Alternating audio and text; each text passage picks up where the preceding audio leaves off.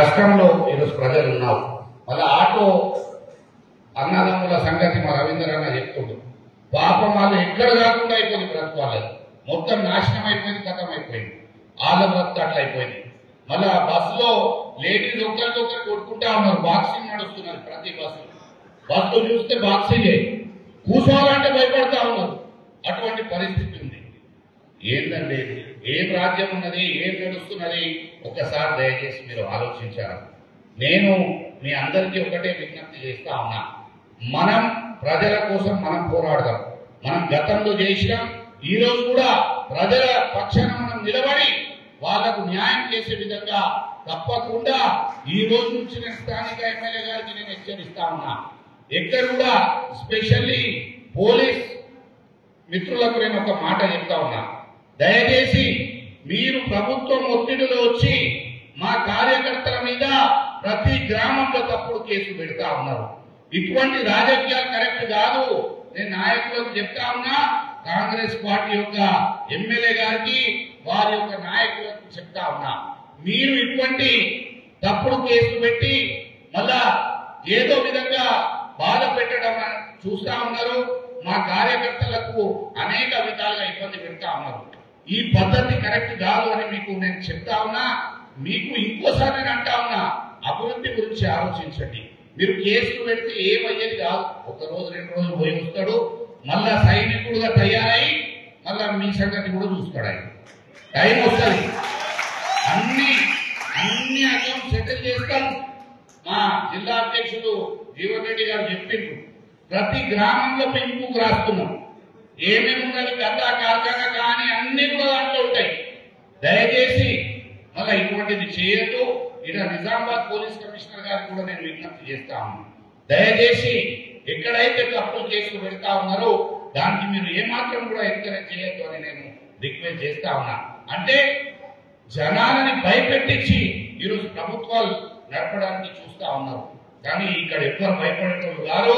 మా సైనికులు అందరు ఉద్యమం చేసి వచ్చిన వాళ్ళు, తెలంగాణ ఉద్యమంలో 100 కేసులు ఉన్నాయి మా బీఆర్ఎస్ పార్టీ వర్కర్స్ మీద. ఎవరు కూడా కేసులకు భయపడే వాళ్ళు కాదు. ఇక్కడ మీరు ఇటువంటి పనులు చేస్తే మాత్రం రేపు రాబోయే రోజులలో చాలా కష్టం ఉంటుందని నేను చెప్తా ఉన్నా. ఈ రోజు కాంగ్రెస్ నాయకులు కూడా మీ గుండె మీద చేసుకొని ఒకసారి ఆలోచించాలా. మీరు నా దగ్గర ఎమ్మెల్యే ఉన్నప్పుడు ఏ నాడు ఏ పని కోసం వచ్చినా కూడా నేను మీకు పార్టీ అడగకుండా, పేరు అడగకుండా నేను చాలా ఆప్యాయతతో మీకు రిసీవ్ చేసుకొని పనులు చేసి ఇచ్చిన. ఈ రోజు అక్కడ కార్యకర్తల పరిస్థితి ఏమున్నది? కాంగ్రెస్ కార్యకర్తలది ఇట్లా భయంతో ఉన్నారు, షేకింగ్. అరే ఎందుకు కనిపించడం రాబోయి, అరే ఏం తప్పైపోయింది రాబోయి అని బాధపడతా ఉన్నారు వాళ్ళు. పాపం వాళ్ళకు దిక్కు లేకుండా అయిపోయింది. కొంతమంది కాంగ్రెస్ కార్యకర్తలు ఆ పార్టీకి నిజంగా చాలా కట్టుబడి 10 సంవత్సరాలు అపోజిషన్ ఎదుర్కొని, అరే ఈ రోజు మంచి దినాలు వస్తాయి, మన ప్రభుత్వం వస్తుంది, మళ్ళీ రేపు మనకేమైనా వస్తుంది, మనం చేసుకుందాం అనే ఆలోచనతో ఎన్నో తిప్పలు పడి రాదు ఉన్నారు. కొంతమంది చాలా న్యాయంగా ఆ పార్టీ కొరకు పనిచేసిన వాళ్ళు ఉన్నారు. ఆ రోజు వాళ్ళ పరిస్థితి, ఈ రోజు వాళ్ళ పరిస్థితి ఏంటి మీరు ఒకసారి ఆలోచించాలి. ఎక్కడ కూడా దిక్కు లేదు వాళ్ళకు. పాపం వాళ్ళ గురించి కూడా నేను మాట్లాడుతా ఉన్నా. ఈయన ఎవరికి కూడా పట్టించుకోడు. ఆఫీసర్లకు చెప్తాడు, కాంగ్రెస్ నాయకులు ఏదైనా ఫోన్ చేస్తే అస్సలు పని చేయకండి. మళ్ళా ఏం చెప్తాడు, ఫోన్ వచ్చింది మీకంటే మీరు ఇంకా పని ఉంటదేమంటాడు. కాంగ్రెస్ కార్యకర్తలు ఫోన్ వస్తే ఆ పని ఉంటదేమంటాడంట. అలాగే ఏమంటున్నాడు, మళ్ళా మీరు 10 సార్లు ఇంకా మీకు ప్రెషర్ వేస్తే నాకు ఫోన్ చేయమని చెప్పు, నేను ఎట్లయినా వాళ్ళు నాకు ఫోన్ చేయలేరు, అలా దగ్గర దమ్ లేదు, వాళ్ళు నాకు ఫోన్ రాదు, అది గతమైపోతుంది, అట్లనే నువ్వు బాగా టైం ఉందని చెప్తున్నాడు. ఇక్కడ ఉన్న అందరు ఆఫీసర్లకు ఈ విధంగా మాట్లాడే ఎమ్మెల్యే కోసం వాళ్ళు అనేక విధాలుగా త్యాగం చేసిన పాపం. వాళ్ళ కోసం కూడా నాకు నిజంగా అంటున్నా, వాళ్ళు ఒక సెకండ్ స్థాయి నాయకులు, వాళ్ళు ఎమ్మెల్యే స్థాయి నాయకులు వారు. వాళ్ళు జీవితంలో మళ్ళీ ఏదో కష్టపడి పని చేసుకుంటున్న నాయకులు. వాళ్ళకు కూడా ఈరోజు ఆయన అన్యాయం చేస్తా ఉన్నాడు. ఆయన మనసులో ఏ విధంగా నాతోనే ఏమేం చేసిందో ఆయనకు బాగా తెలుసు. అందుకే ఆయన ఇలా చేస్తా ఉన్నాం. కానీ ఇది రాయలసీమలో బ్రతుకుతలే మనం. ఇటువంటి రాజకీయాలు ఫ్యూచర్ కి కరెక్ట్ కాదు. పిల్లలకు ఎప్పుడు కూడా ఫ్యామిలీకి పిల్లలకు లైఫ్ లో ఈ విధంగా ఇన్వాల్వ్ చేసి పాలిటిక్స్ లో ఇట్లా చేయడం అనేది చాలా చాలా అన్యాయం. మీ అందరికి పిల్లలు ఉన్నారు, ఆయనకు ఉన్నారు, మన్మలు ఉన్నారు, పిల్లలు ఉన్నారు. కానీ ఇటువంటి పొలిటికల్ ఎజెండాతోని మనం ముందుకు పోయి ఏం సాధించుకుంటాం ఒకసారి దయచేసి ఆలోచించాలి. 10 సంవత్సరాల నా ఎమ్మెల్యే కాలంలో ఏ ఒక్కరికి ఇబ్బంది పెట్టకుండా కాంగ్రెస్ నాయకుడు కానీ, బీజేపీ నాయకుడు కానీ, తెలుగుదేశం నాయకుడు కానీ, సిపిఐ కమ్యూనిస్ట్ పార్టీ నాయకుడు కానీ కడుపులో పెట్టుకొని ఒక్క నిమిషంలో ఈ పని ఉందంటే ఏ పార్టీ పేరు అడగకుండా వారి పని అలా చేసి పెట్టడం జరిగింది.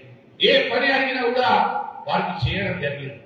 మీరే ఆలోచన చేయాలి. మీరు అందరూ ఉన్నారు, మీరు అనేక సందర్భాల్లో చెప్పిండ్రు కొంతమంది నాయకులు నాకు, అదే సార్ ఆయన ఆ పార్టీ సార్ ఆయన మాకు చాలా అవేర్నెస్ చేసిండు.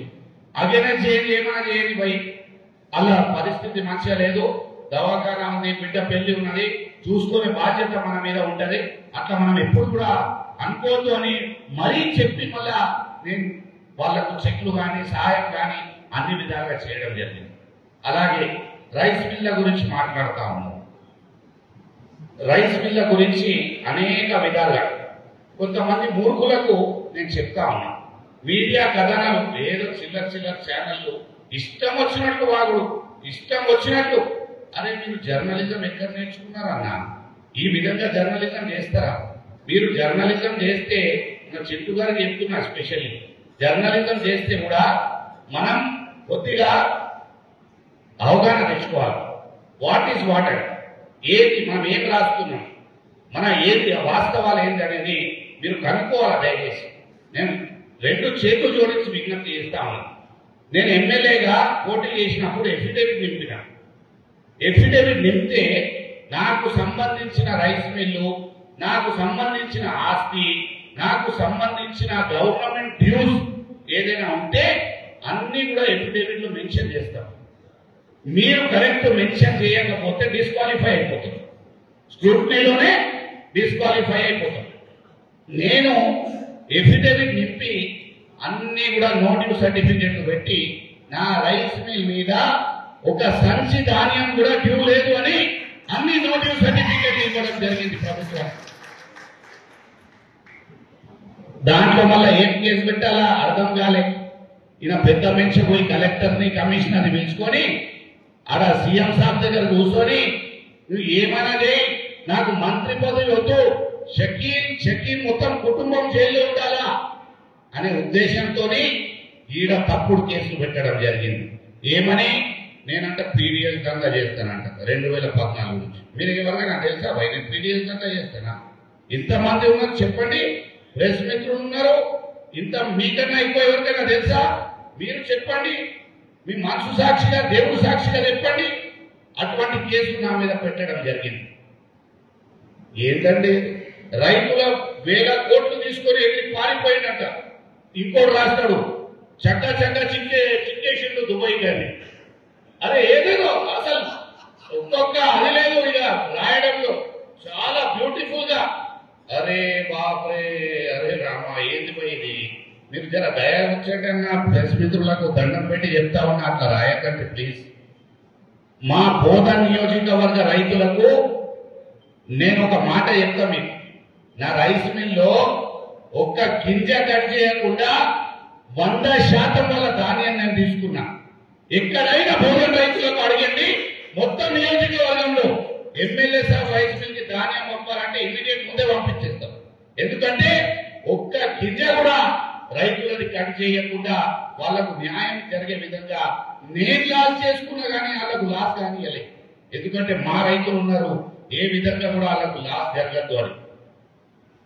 అప్పుడు 2000 కోట్ల నుంచి స్టార్ట్ చేసి దాని 1000కి వచ్చిండ్రు, మళ్ళీ 500కి వచ్చిండ్రు, 500 నుంచి 200 వచ్చిండ్రు, 200 నుంచి 100 కోట్లకు వచ్చిండ్రు, 100 నుంచి 50 వచ్చిండ్రు, 70 వచ్చిండ్రు, మళ్ళీ 20 వచ్చిండ్రు, 30 వచ్చిండ్రు, ఇప్పుడు 7 కోట్లకు వచ్చిండ్రు.